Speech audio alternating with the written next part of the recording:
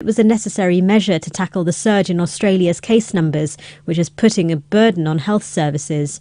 Austria has one of Europe's lowest vaccination rates. Around 65% of its population is fully inoculated. At the same time, it has one of the continent's highest 7-day infection rates, at more than 800 cases per 100,000 people.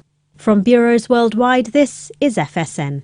With FSN Spotlight, I'm Simon Marks, looking today at the anxieties of climate change activists over the outcome of the COP26 UN summit in Glasgow. British Prime Minister Boris Johnson, hosting the event, has praised the Glasgow Climate Pact, but conceded his enthusiasm for the agreement is tinged with disappointment, though he insisted it does sound the death knell for coal to be used as a primary energy source.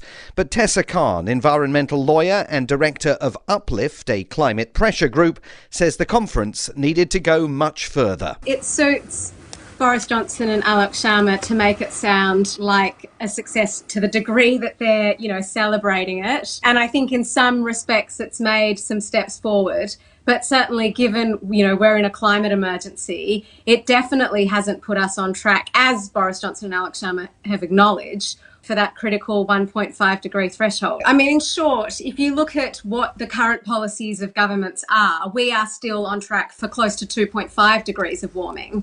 Promises to do stuff in 20 years' time aren't what matters. What matters is what governments are committing to do right now. And on the basis of those commitments, we're still heading for around 2.5 degrees. Both government ministers and activists agree that the disappointments of COP26 will put immediate pressure on preparations for COP27, due to be held in Egypt in November of next year. With FSN Spotlight, I'm Simon Marks. The main headlines again. Game-changing, that's how the UK Prime Minister has described the Glasgow Climate Pact, despite a last-minute move by countries like India and China to weaken the language on cutting coal. US President Joe Biden and Chinese President Xi Jinping are preparing to hold a virtual summit, and Austrian citizens aged 12 years and over who are not fully vaccinated against COVID-19 are being placed under lockdown. That is the latest from Feature Story News. I'm Jagruti Dave in Washington. Take the Field's mission is to inform baseball players that physical activity is nothing to be scared of, that a little bit of running can be fun. Now, Rebecca, this obesity problem is nothing new. Well, right. There is a culture of obesity in baseball that has been around for years. I mean, coaches even sub in healthy pinch runners instead of encouraging their overweight players to hustle, depriving them of the only cardiovascular exercise they might have a chance to get. And a lot of these athletes have been playing baseball since they were kids. Well, right. So they might have never learned any healthy habits. Baseball is fine in moderation, but many of these men spend over 200 days a year playing it, and that adds up. The program encourages players once an hour to take a 15-minute break from baseball to do something active, like go up and down some stairs, go for a walk, or play some basketball. All right, well, thanks, Rebecca. If you're a baseball coach and you're worried about your players' health, go to takethefield.gov for a list of healthy activities and nutritious snacks. Coming up next, does America brains get worse hearing words correct? This is the Onion News Network.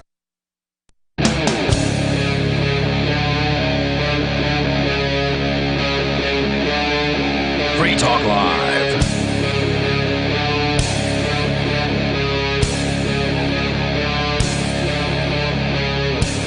It is Free Talk Live. As always, you're invited to take control of the airwaves. 603-283-6160 if you'd like to weigh in. That's 603-283-6160. And with you tonight, it's Aria, Nikki, and Richie Rich. And I've had this story for a few days that I've wanted to get into, and there's just constantly so much stuff to talk about. That some stories make it in, some don't. This one, I feel it's come so close to being right, and yet it still manages to be wrong.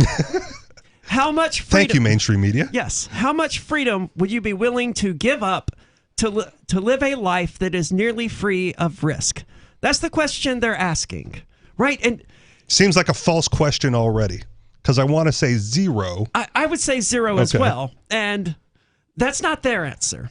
Of course not. The author found themselves pondering that question while perusing a recent article in the Washington Post that reads in places like a press release from the advocacy group Mothers Against Drunk Driving. The piece reports on a provision of the $1 trillion infrastructure bill that Biden is set to sign next week, which will mandate automobile manufacturers install technology in new cars to stop drunk people from driving. Oh, they talked about this a little bit last night. Did they? Yeah, that particular piece of legislation. Yeah, well, I don't buy cars that are newer than like 2012, 2013 anyway, so it's not going to affect me. But until it does.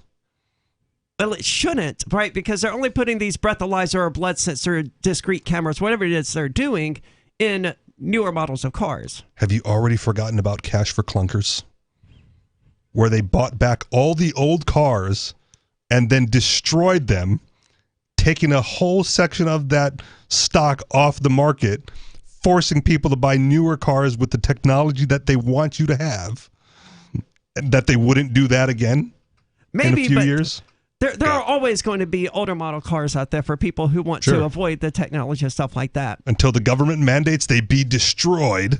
I mean, that's not impossible, right? I do drive a 2003 Eclipse, and that thing is not up to 2021 safety and emission and mileage standards. So there may very well come a time when the federal government's like, hey, look, no, that car's too old. But then again, people are still driving around cars that were made in like 1940s. They just fixed them up a little bit. Right.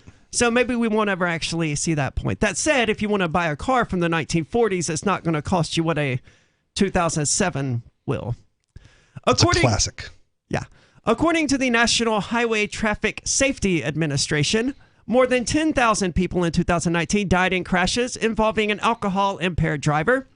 Nearly all of those people, and similar numbers every other year, would have been saved in a world where such technology was present in all cars. So what's not to love? So I'm going to say something outlandish real quick. Sure. Because I want to make the case for drunk driving. All right, let's do it. Okay, let's do it. You ready? Yeah. I'm ready. So anytime there's an accident between like a drunk driver and a sober driver in the news, who usually survives that? I don't know. It's usually the drunk driver. Okay. Right? Drunk driver, like even the sports guy that got busted recently going like 150 miles an hour drunk and killed some innocent person, right? Drunk dude survives. Sober victim dies. So you're trying to insinuate that if the other person was also drunk, that they wouldn't have died? I'm trying to say if you want to survive a car accident, you're better off drunk. All right. But maybe you have a better chance of avoiding a car accident if you're not drunk. Maybe.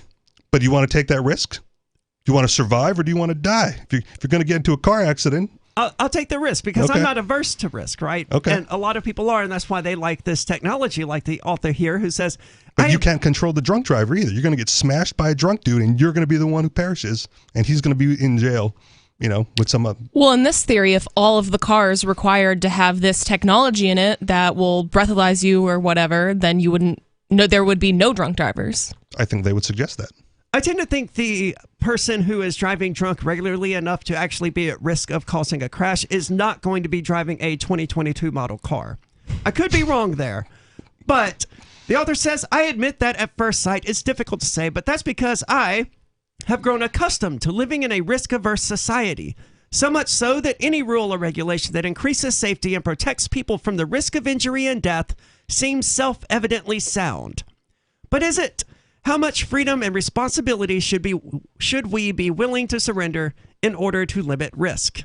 0! Yeah, my answer is also 0, but we're unusual in that regard. Or at least 0 mandated, right? Like I will take responsibility and mitigate my own risk, but none of it should be mandated upon me or foisted upon me by the state. Yeah, I agree with that. Yeah, that's a good qualification.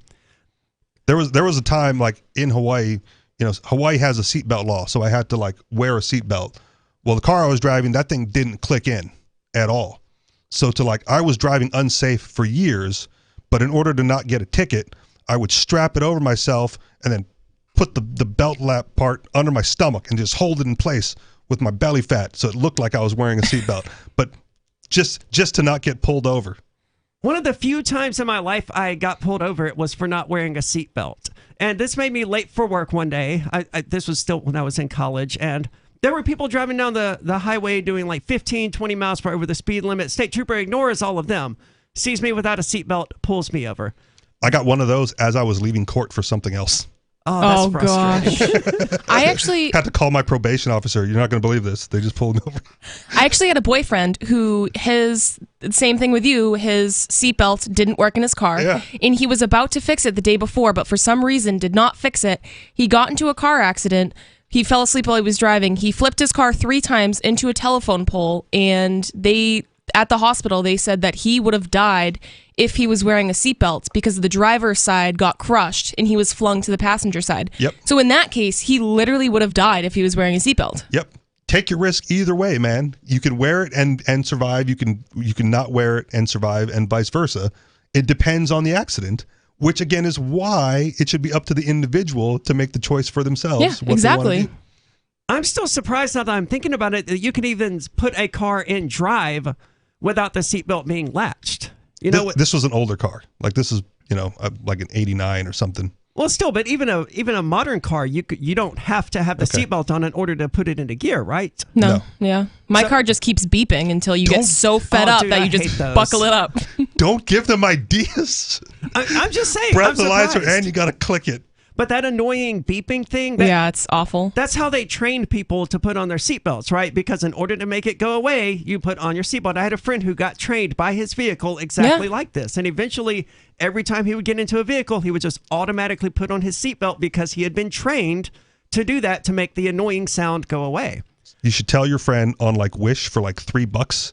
They sell a little seatbelt thing that just clicks right in for you. Do they really? No belt required. Yeah. I have one of those, and it doubles as a bottle opener. Perfect. So you don't have to wear a seatbelt, and you can open the bottle of beer. That's perfect. It's one thing to think, as most of us do, that cars should include passive devices intended to protect drivers and passengers from severe death and injury. Seatbelts and airbags work in this way, in the background, doing their work of protection only in the event of an accident. They don't prevent the accident from happening. A computer monitoring system that looks for evidence of impairment and then locks out the driver when inebriation is detected is very different. It's also not perfect. That would just suck to appear to be impaired, even if you haven't had anything to drink. You get into your car to go home. It's like, no, you're drunk. You have to call a taxi or whatever. Yeah, if that was the case, I would never be able to drive home after working night shift because I'm really tired and I appear to be impaired. Excellent point. What if you got a lazy eye and it just doesn't look like you're looking at the road? In these cases, the technology overrides the driver's agency and stands in for his or her defective judgment. The machine makes the decision, like a parent or guardian assigned to babysit the human driver.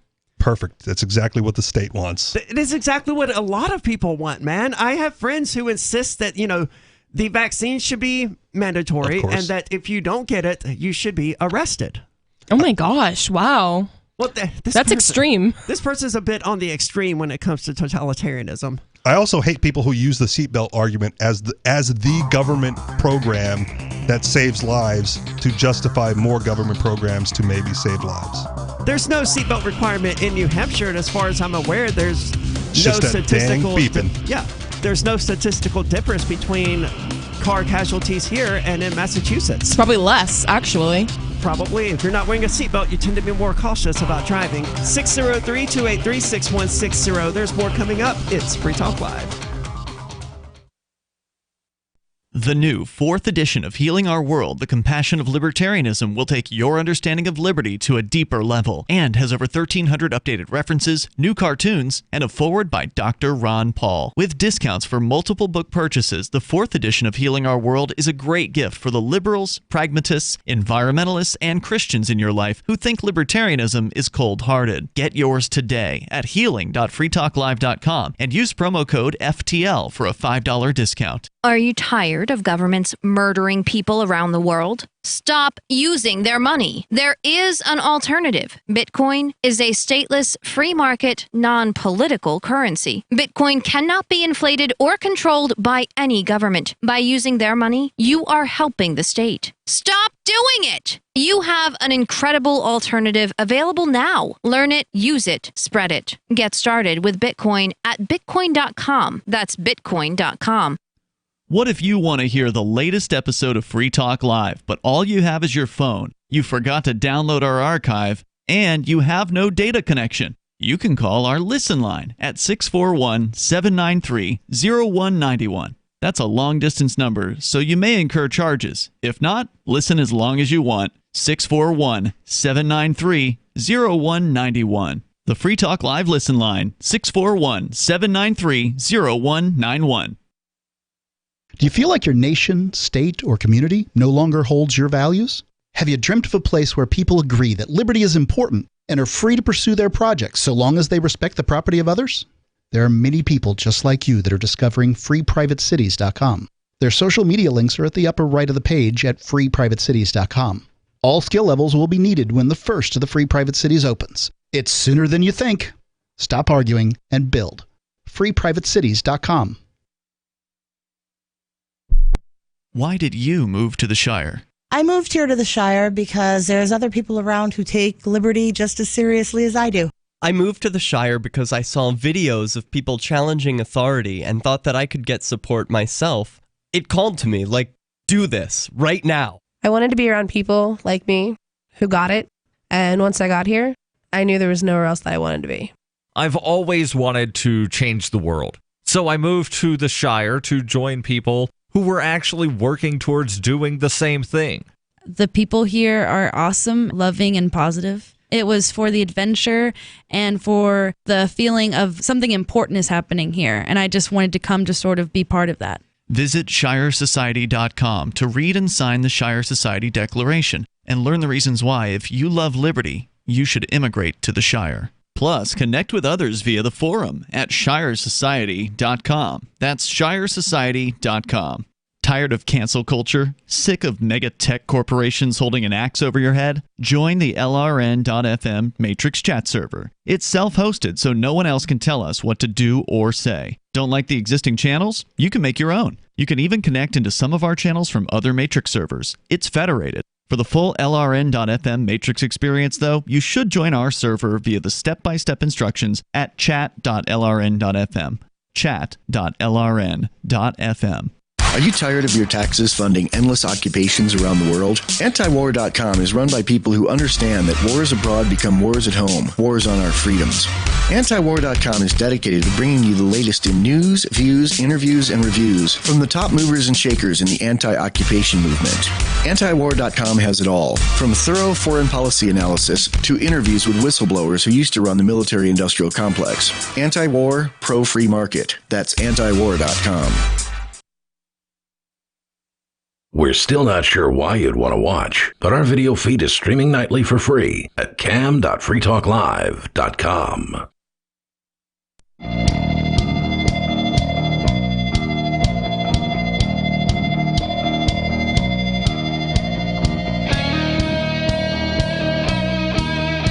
It is Free Talk Live, 603-283-6160. If you'd like to join us, talk about whatever is important to you.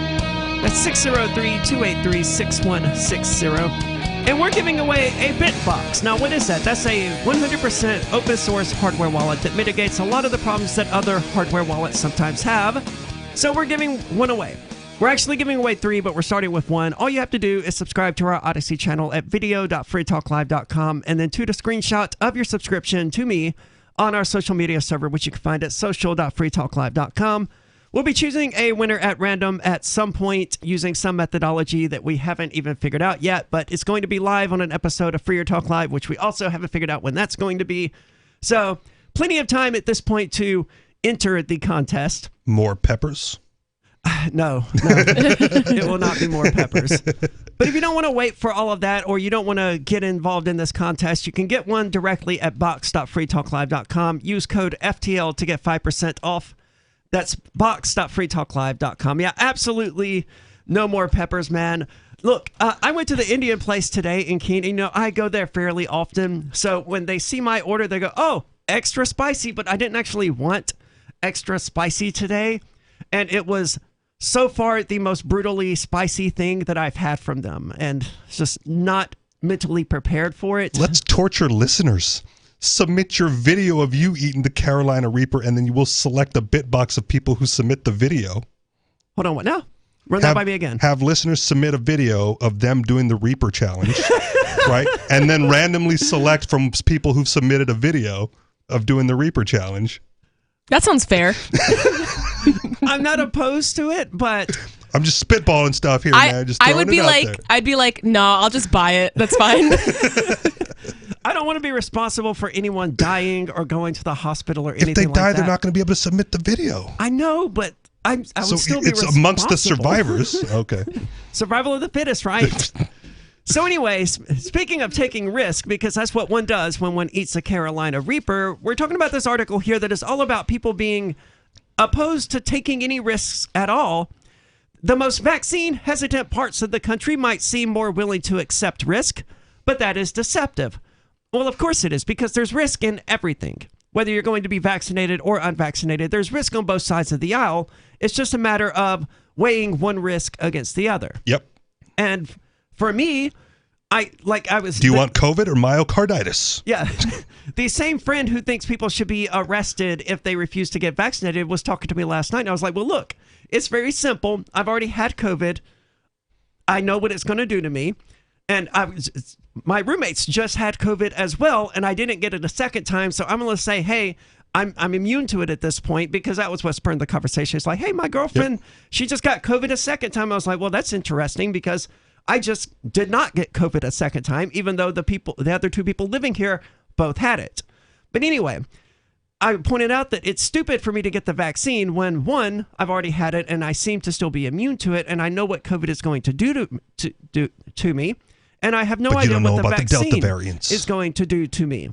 To which she responded, yes, but it's not to protect you, it's to protect the other people who, are immunocompromised. I was like, well, isn't that what their vaccine is for? To which she responded, well, there's evidence that people who are immunocompromised don't get much benefit from the vaccine. And that's why historically people that are immunocompromised don't get vaccines. But for some reason with the COVID vaccine, it's like, nope, it doesn't matter. Everybody has to get it. Doesn't matter if you're 5 years old. You need to get it. And the weirdest thing about that, right, is in forcing everyone to get it, they're admitting, because they know that people are going to die from the vaccine, right? There's a subset of people who will have an adverse reaction and perish from the vaccine. Absolutely. And they're saying that for the greater society, it's okay to lose those people to make sure everyone else is protected. Oh, God. It's in there. It's in there. Like, that's the logic, right? But for you to say, like, I don't want to take that risk, right? I don't want to risk my own life to protect your life, right? Which it wouldn't even do, now you're a because terrible person. Unvaccinated people can still get COVID-19 and they can still spread COVID-19. So it wouldn't even do anything to help that immunocompromised person in the first place. It's all very confusing. But they don't want to talk about the fact that they're willing to sacrifice a subset of the population for the greater good, quote unquote. I mean, especially children. I saw a screenshot today of someone who was arguing with someone else on Twitter saying, look, I'm nervous about getting my kid their second shot because my brother-in-law's someone's 13-year-old kid just died. Yep. 3 days after getting their second shot. Completely unrelated. No, I mean, they seem to suggest it was unrelated, right? Of course they did. But the other person was like, well, yeah, you gotta, especially if they're a male, you have to check their heart rate constantly. Even wake them up in the middle of the night to check their heart. What kind of insane mother are you to give your child this vaccine that requires you to check their heart rate at 3 o'clock in the morning to make sure they didn't die in their sleep? And now I'm seeing articles that are kind of trying to normalize children having heart attacks and strokes. Like I saw one that like, oh, you need to know the signs of a stroke for your kids because it's not unlikely that a child could have a stroke. Yes, it is unlikely. Yes, it's very unlikely. It can happen, but not at the rate, after it can happen, but only if you give your kid the COVID vaccine. And that certainly seems to be true about heart attacks. And it's just amazing to me that anyone is willing to give their 5-year-old kid the vaccine despite having no research whatsoever to back up whether or not it's actually safe. And if there's data to suggest that it's more likely to cause heart problems in males than it is females, and there's some kind of data there that suggests the thing isn't safe, and maybe we should pay attention to that aspect. And if there's not data there yet, do you really want to be the test subject? I wouldn't want to be, but that's why I'm not getting vaccinated. Yeah. This article goes on, anti-vaxxers are only more willing than other Americans to live with the risk of catching COVID-19 because they foolishly believe it's riskier to take one of the vaccines. Well, because it kind of is after you've had COVID. On a case-by-case basis, absolutely. It's riskier for me to take this unknown vaccine than it is for me to have COVID-19. Yeah. Because I've had COVID-19 and I know what it did. Yeah. Same here.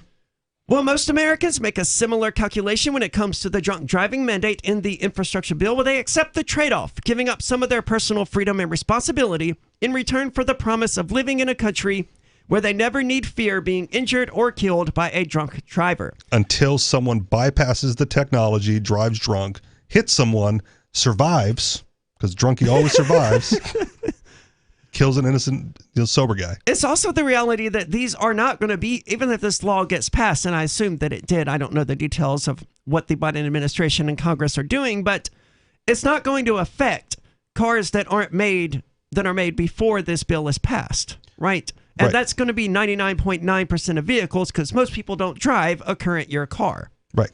And that's to transition this a little bit for the self-driving side of things, right? There are people out there that go like, well, we can't have self-driving until we only have self-driving because the human factor gets in the way, right? Like humans make decisions and make choices that will affect how the self-driving cars operate. But if we can all get self-driving cars on the road, then it'll all work together because they'll be, networked in. I don't know that that's true, because in order to prove I'm not a robot, Google requires me to identify crosswalks and red lights and buses and things like that. I wonder why. What are they training it for? But you would expect that, if that's how we determine a robot from a human, then the AI probably can't make that distinction, and we probably shouldn't let them drive cars at this point. Yet. That's why they're training it with that information. I know. That's what it's all about. There's more coming up. It's Free Talk Live. If you want to bring more liberty into your community, there's something you should see. Intercoin, the movement you might want to join. If you like Bitcoin, break through. It's true. It's truly something new. If you'd like to see real prosperity, start your own currency, boost the economy. Intercoin, the movement you might want to join. If you like Bitcoin, its impact's hard to overstate, results you can appreciate. If you're tired of relying on the state, want to make your own community great, homelessness and hunger to eliminate, let the wealth accumulate. Don't wait for the growth rate to accelerate. Go to intercoin.org and get the coins for yourself. From Feature Story News in Washington, I'm Jagruti Dave.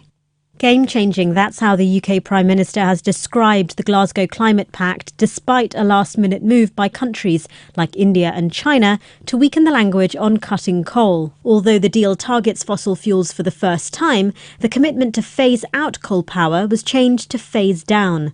Boris Johnson said the agreement was still a historic deal, setting a clear roadmap to limiting the rise in global temperatures to 1.5 degrees.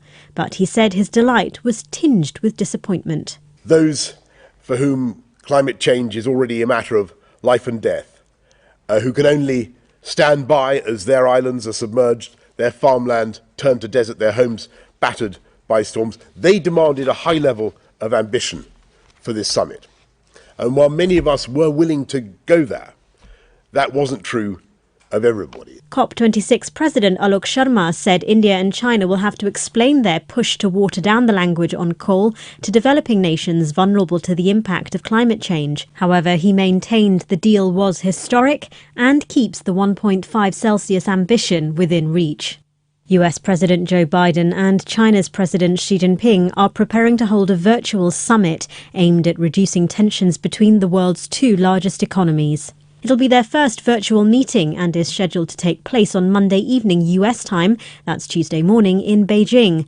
Over the weekend, US Secretary of State Antony Blinken had a call with his Chinese counterpart, Foreign Minister Wang Yi. According to a US State Department readout, Mr. Blinken expressed concern regarding China's continued military, diplomatic and economic pressure against Taiwan. And that is just one of the contentious topics the two sides are at odds over. There could be some consensus reached on issues like climate change, following the US and China's surprise pledge to work together on cutting emissions at the COP26 summit in Glasgow. However, expectations for the leaders' meeting are low, with the White House and analysts saying concrete outcomes are unlikely. Austrian citizens aged 12 years and over who are not fully vaccinated against COVID-19 are being placed under lockdown. Unvaccinated people will be allowed to leave their homes only for activities like going to work or buying essential items. It expands on existing restrictions for the unvaccinated, who are already banned from visiting places like restaurants, hotels and theatres. The government said it was a necessary measure to tackle the surge in Australia's case numbers, which is putting a burden on health services. Austria has one of Europe's lowest vaccination rates. Around 65% of its population is fully inoculated. At the same time, it has one of the continent's highest 7-day infection rates, at more than 800 cases per 100,000 people. From bureaus worldwide, this is FS. You can help spread the ideas of liberty with our Patreon for just $5 per month at amps.freetalklive.com.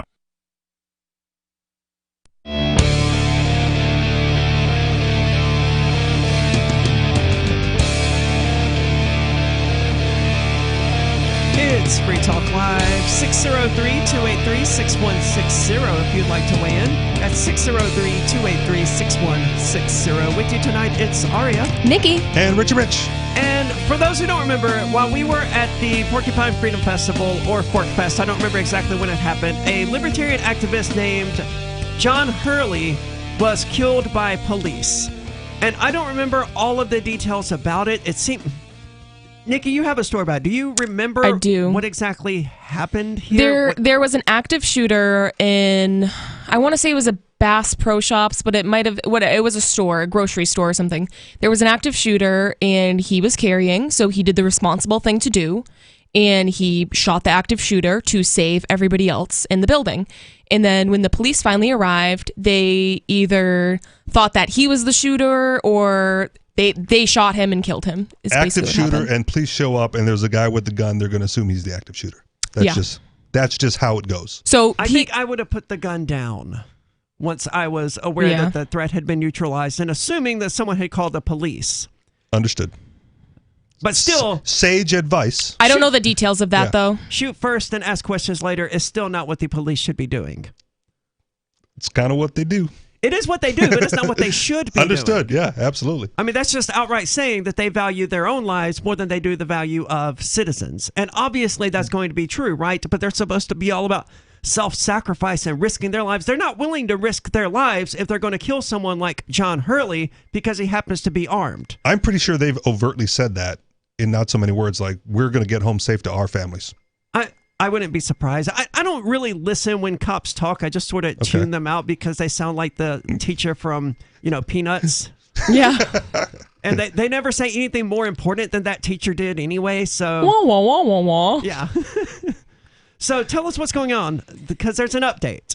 If you open a browser, look at the TV, or scroll through social media, chances are you are going to see Kyle Rittenhouse's face plastered across all of them. Yep. That's true, and I haven't even followed any of the trial, and yet I know you're missing out. More about it than I should. Like, you mentioned Call of Duty before the show, and I had seen memes about the prosecutor asking about Call of Duty, but I didn't dare believe that a prosecutor was that stupid. But he's pretty stupid. I have missed 0 minutes of that entire proceedings. So here's the thing. The prosecutor, at the first few days of when he was questioning the witnesses for the prosecution, like, he was spot on. Like, oh, man.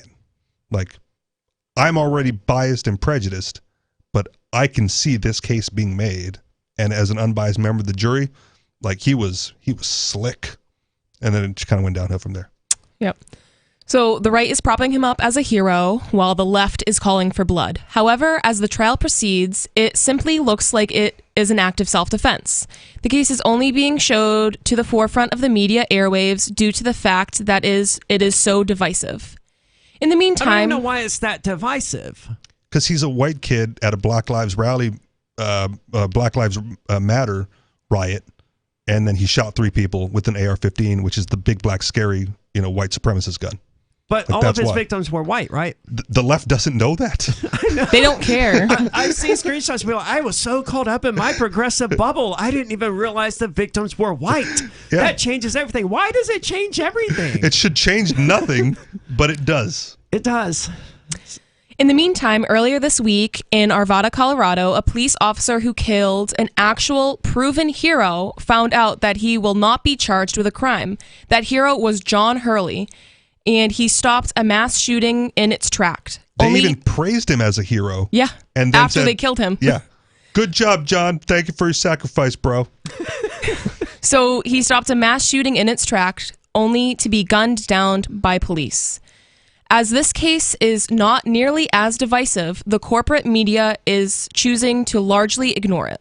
Where were the libertarians at the defund the police rallies at that time? Right? Killed an innocent hero. Like, that's a good reason to defund the police.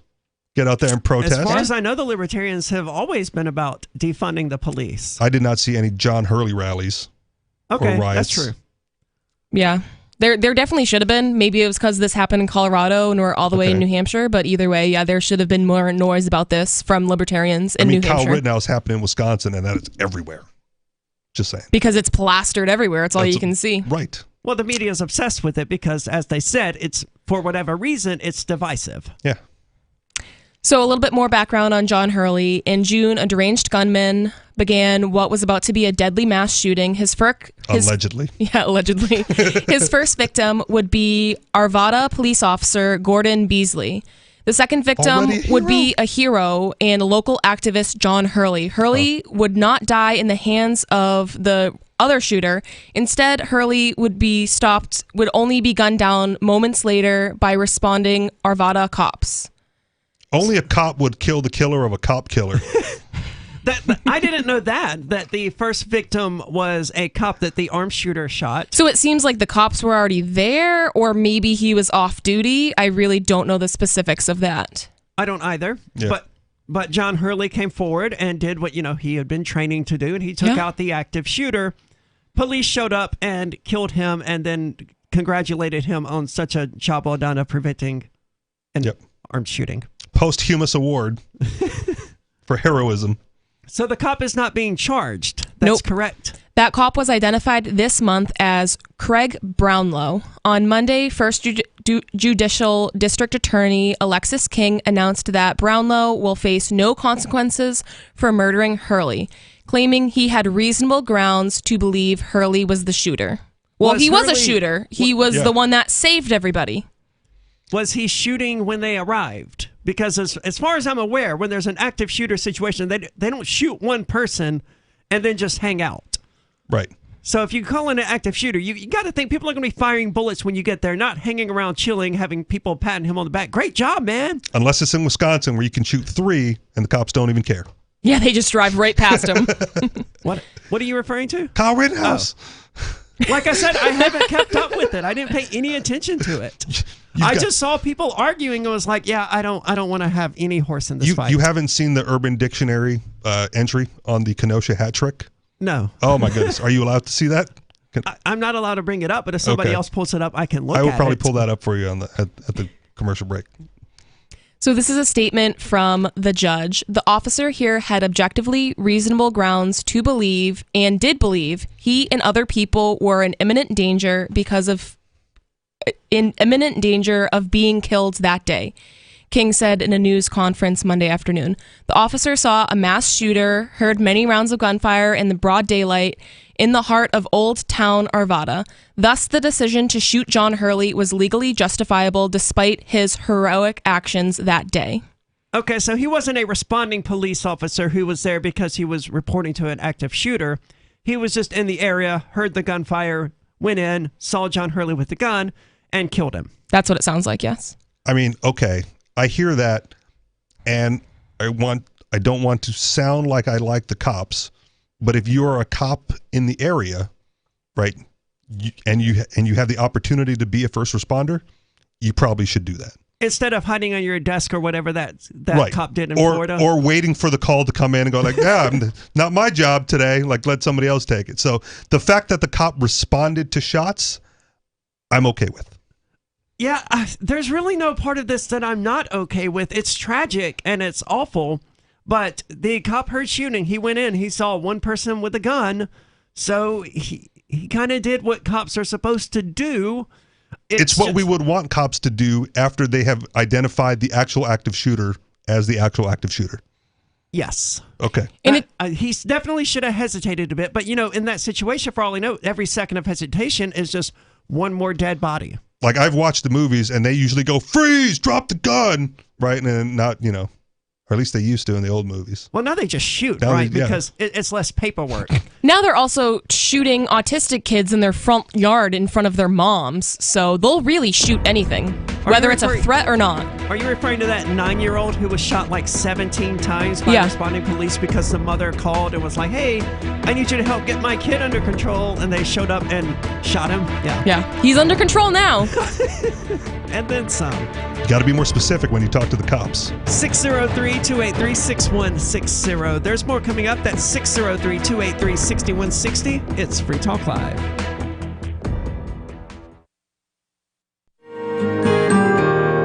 So the protection of life, liberty, and property is what the Free State Project is all about. But it's an effort to move 20,000 people who understand. It's about demonstrating to the entire country that, we can have a free market, a truly free market. Making it just a freer, great place to live. It's the world's largest voluntarist libertarian community, and it's only getting bigger. That's amazing, to be able to move to a place where other people passionately believe in being free and independent. What the Free State Project is managing to do, though, is to put their money where their mouth is. It's physically getting up across the country and saying, let's go someplace and let's demonstrate the power of these ideas. There's a lot of kind of philosophy that surrounds liberty. There's a lot of thinking about it and talking about it. But here in New Hampshire, people are doing it.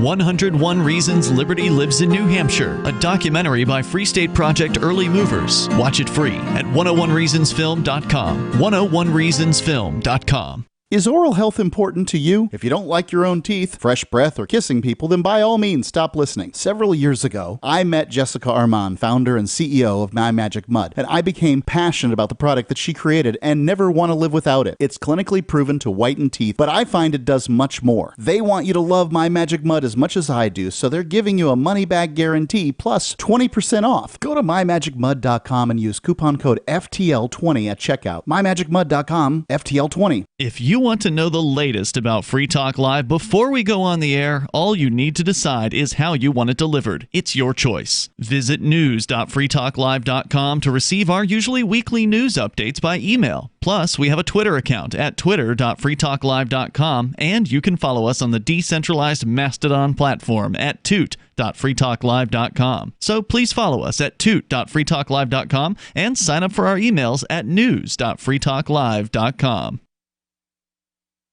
Does this ever happen to you? Moments after you're introduced to someone, you forget his or her name. It's a common faux pas you'll want to avoid, especially if you're a job seeker. And even if you're not, here's a tip. As you are being introduced, and while you're still shaking hands, smiling, and making eye contact, say the person's name aloud. Not only does that make a deposit in your memory bank, it acknowledges the other person. And that is more than a nuance, as is maintaining eye contact. With money and attention so scarce now, effective communication skills have never been more important. Cutting through the clutter rather than blending into the blah, blah, blah will help you connect better, no matter what the conversation. For more tips, hit survivalspeech.com.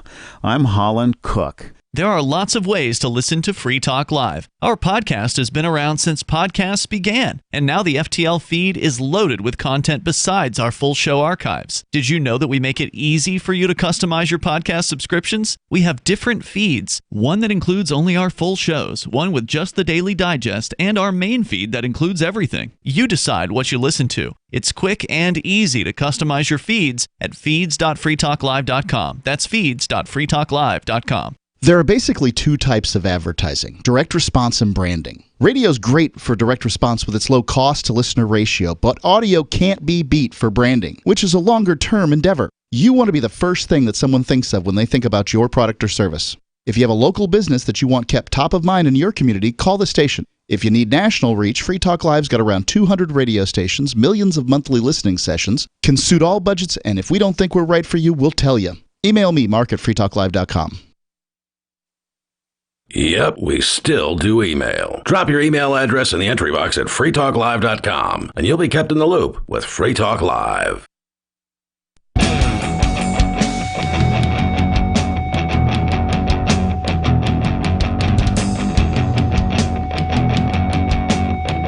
It's Free Talk Live, and I'm really regretting not paying any attention to this Cal Rittenhouse thing. Glad I could fill you in on the break. Well, yes, and I appreciate that, but as I'm sitting here doing the show, I'm realizing that, my personal disinterest in the entire subject has gotten in the way of my professional capacity to do the show, because obviously it's a hot topic and people are going to want to call in and share their opinions about it, and I don't know anything about any of it except that this dude, from what I can tell, killed some people in self-defense, and now he's being tried, and the prosecutor may or may not be incompetent. The judge may or may not be incompetent. The greatest thing about the judge, I don't know if you've seen this, Nikki, at some point during the trial, his phone rings, like his personal cell phone I rings. did not see this. Okay. The judge's phone rings? The judge's phone rings. And so the media picks up on the ringtone, right? To go like, that is the same song that Trump comes out to at his rallies. What song is that? I don't know the song. Well, it seemed like you knew the song. Well, I knew that it was the same song. I just don't know the song. I mean, look up the Trump rally song or the judge song. It's going to be there. It's in the news. But they're like, he's completely biased because he's a Trump supporter. And so he obviously can't be, unbiased in this matter.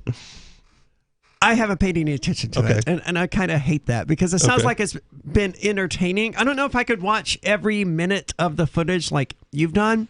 Oh, dude, when they started cross-examination, I made popcorn. He got on the stand. I'm like, this is the day Kyle's taking the stand, and I got to cross-examine. I made popcorn. I was like totally into that. Well, we have Bad Slave calling from New Hampshire. Bad Slave, you're on Free Talk Live. Are you with us? Thank you. Yeah. Everyone, and I appreciate you taking my call. I have to say, is it Conan with you? No, it's me, Nikki, and Richie. Richie. Oh, okay, Richie. We've met. Yes, we have. You just told us that you thought that the cops should have shot Hurley. I didn't say that they should have. Is that true? No, I didn't say that they should have. What I said was, if your line of work is the police, regardless of whether or not you're on duty or responding to a call, that if you hear gunshots, I would think it's justified that you respond to that event. I would say that's true of any responsible armed citizen. Well, maybe not. We know that. Go ahead, Bad Slave. We know that, for instance, that the courts have denied there to be any requirement of response. But but that's irrelevant. Let's just assume that it wasn't a cop. It was just some other Good Samaritan citizen out there who had a gun, knew how to use it, who heard gunshots, ran into the store, saw John Hurley there with the gun. Would he be justified in shooting and killing John Hurley? No. No. And the reason I'm saying that is that even Kyle Rittenhouse avoided shooting someone who was at a person right in front of him that had a Glock and didn't have it aimed at anyone yet, and didn't shoot the guy until the aim came down to Kyle's head. Yep. And that was the testimony of the star witness for the prosecution. Right. Well, I mean, obviously, Exactly. if you're a gun owner, then you're well aware that someone having a firearm in their hand is not necessarily a threat to you. But as a gun owner, I am not morally or legally obligated to respond to an active shooter just because I have a gun. No, I didn't mean to suggest that you were. Yeah.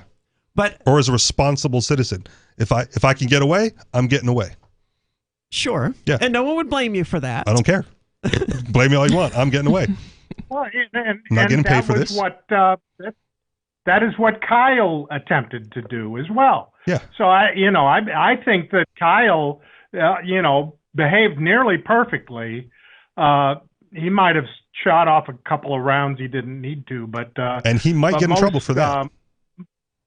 Most cops, empty their freaking magazines, at least one, into a threat, and it, they're just bad trained LEOs.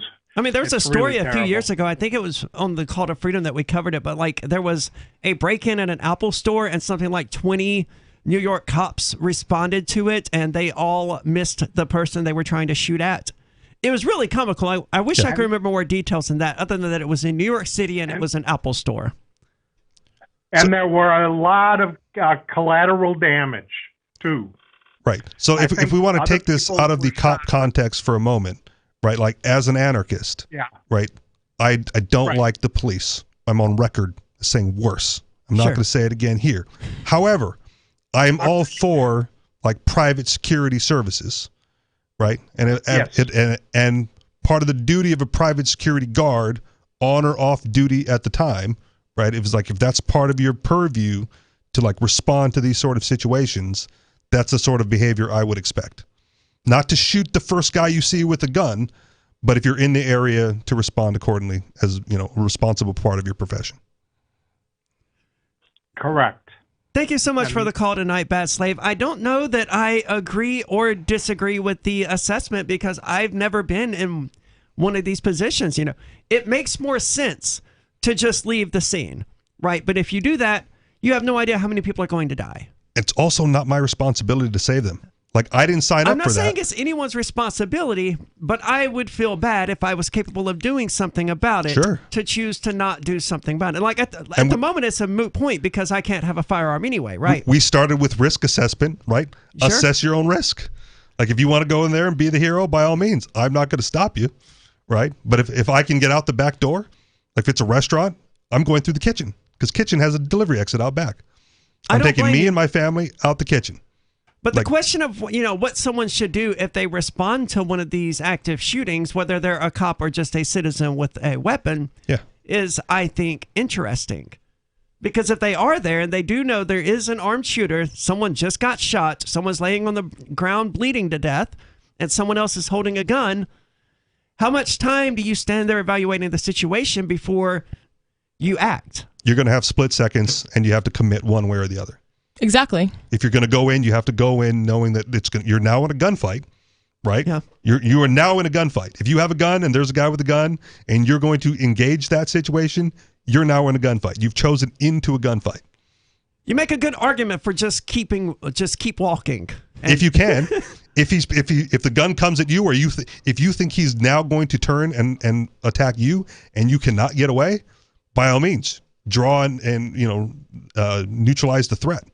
I mean, regardless of what should have been done or should have happened here, it's really just a sad case because this guy's a hero. He saved a bunch of people, and as a result, he got shot and murdered by the police. And they're taking no responsibility for it. Nope. So, the article goes on to say that the 3 officers were eating lunch nearby and saw the gunman, who was Troke, the original gunman who was starting the mass shooting event, dressed in all black, carrying an AR-15. When they found him, big scary gun. Yeah, big scary gun. When a dude who was dressed in all black, and the cops are just sitting there having some Dunkin' Donuts or something, just watching this go on. Like, man, that's not weird at all, is it? I want to live in a society where that is not weird at all. I do too. Okay. But in our society, it is weird. Sure. We have to normalize that, where you can walk down the street wearing whatever you want, carrying whatever firearm you want. You can in New Hampshire. Understood. You can. But even then, they poo-poo, like libertarians will poo-poo open rifle carry. Really? What libertarians are these? The ones in Keene.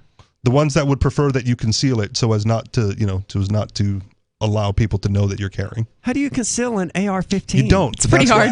That's why they don't want rifle carry. So they just don't like open carry? There's a subset that doesn't like open carry. Fake libertarians. Sure. I think open carrying solves more problems than concealed carrying, right? Maybe. I mean, if someone sees you have a gun, they're going to leave you alone just because they know you have a gun. Well, if everybody Or if has they a want gun, that then gun. that solves all of our issues. If they want that gun, they know how to get that gun. And Yes, getting- but you have the gun, so right. they but- they have to be really quick about it, right? Or they have to catch you slipping, right? Like if Sure. you're at the convenience store at the checkout line, paying for your Skittles, right? And I want that gun, you're going to get bonked on the back of the head before you know how to respond. Well, and that's another thing about daily carrying is if you have a firearm on you, whether it's concealed or not, you always have to stay vigilant. And I would almost argue that whether you have a firearm or not, you should always be vigilant. You should always be looking at your exits. You should always be monitoring the people that are around and the circumstances that you're in. It's just the smart, safe thing to do. But Pay attention. That is a highly energy intensive activity that not everyone's going to do on a regular basis. Still, I would have to argue that, open carrying probably makes you less likely to have a need for your gun than concealed carrying, and I think that's where the benefit really is. Sure. What are your thoughts? 603-283-6160. You're welcome to join us. That's 603-283-6160. It's Free Talk Live. Looking for a great real estate investment? Consider New Hampshire, which is ground zero for the Liberty Movement. Your first call should be to Mark Worden from Porcupine Real Estate. He's more than just a real estate agent. He's your New Hampshire concierge. Where are the best places to live? Do you want farm, city, the burbs, or forest? Do you want a duplex or multifamily building so that renters pay your mortgage? There are homes in all price ranges in New Hampshire, and Mark can help with financing too. Invest in liberty and property. Mark Worden can help. PorcupineRealEstate.com. Brute force, intransigent defiance, adamantine will. These are the hallmarks of the AI tank. These gigantic machines have the firepower of an army, but they also have their own sense of honor and duty. When the world breakers arrive, battle will be joined, planets will shake, and war and peace will never be the same again. World Breakers. Stories from David Weber, Larry Correa, and more. Available August 3rd from BaneBooks.com. So you've signed the Shire Society Declaration and are planning your move to New Hampshire to be around more liberty-oriented people. Next, sign up for the Shire Society Forum at forum.shiresociety.com. There are a bunch of people there who are already in the Shire, and they want to meet you. If you're already in the Shire physically, you should also come by the forums. Remember, not everyone uses Facebook. New people are signing up for the Shire Society Forum every month, so drop in and say hello at forum.shiresociety.com. What if you want to hear the latest episode of Free Talk Live, but all you have is your phone, you forgot to download our archive, and you have no data connection? You can call our Listen line at 641-793-0191. That's a long-distance number, so you may incur charges. If not, listen as long as you want. 641-793-0191. The Free Talk Live Listen line, 641-793-0191. You're listening to the live edition of Free Talk Live. Hour number 2 is next after the news here on the Liberty Radio Network at LRN.FM.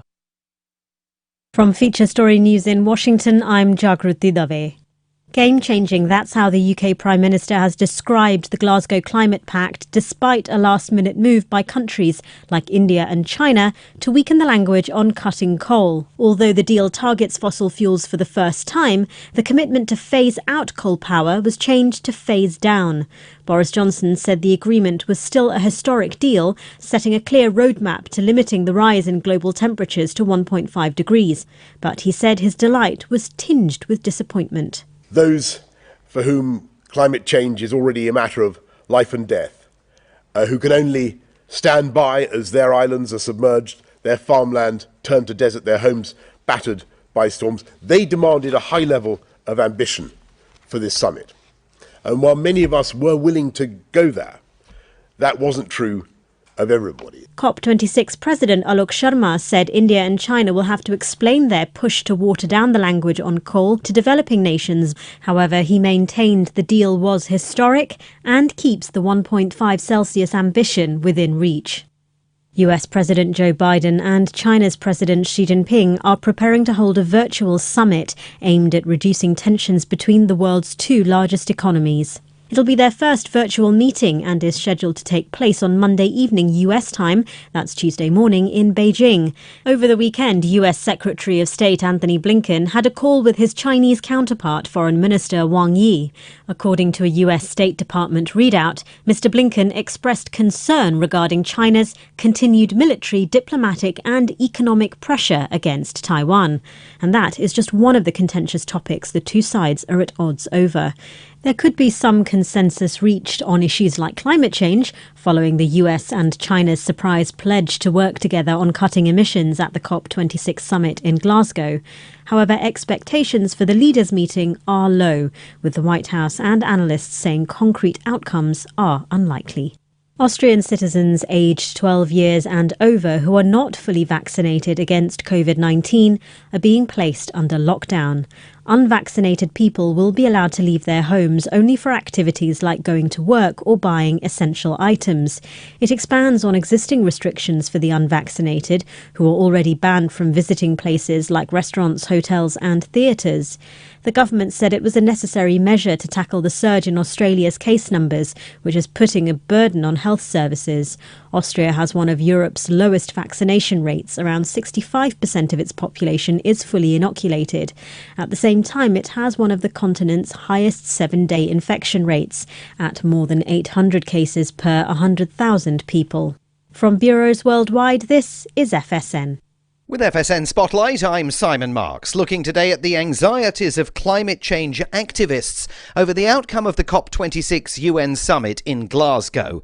British Prime Minister Boris Johnson, hosting the event, has praised the Glasgow Climate Pact, but conceded his enthusiasm for the agreement is tinged with disappointment, though he insisted it does sound the death knell for coal to be used as a primary energy source. But Tessa Khan, environmental lawyer and director of Uplift, a climate pressure group, says the conference needed to go much further. It suits Boris Johnson and Alok Sharma to make it sound like a success to the degree that they're, celebrating it. And I think in some respects it's made some steps forward. But certainly given, we're in a climate emergency, it definitely hasn't put us on track, as Boris Johnson and Alok Sharma have acknowledged, for that critical 1.5 degree threshold. I mean, in short, if you look at what the current policies of governments are, we are still on track for close to 2.5 degrees of warming.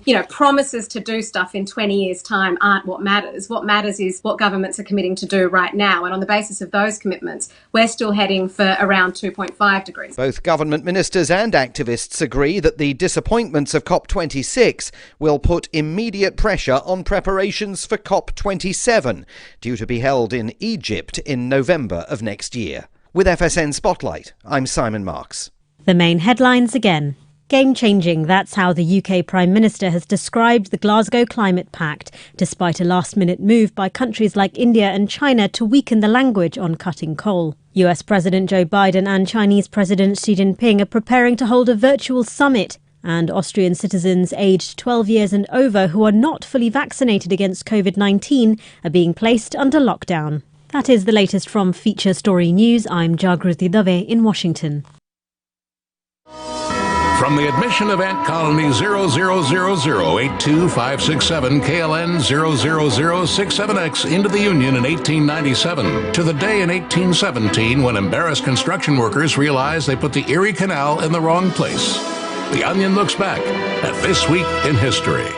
On August 5th, 1962, Nelson Mandela was jailed until 1990, becoming fully rehabilitated through the South African penal system. And thanks to the services provided to him while imprisoned, emerged from jail a successful politician and internationally revered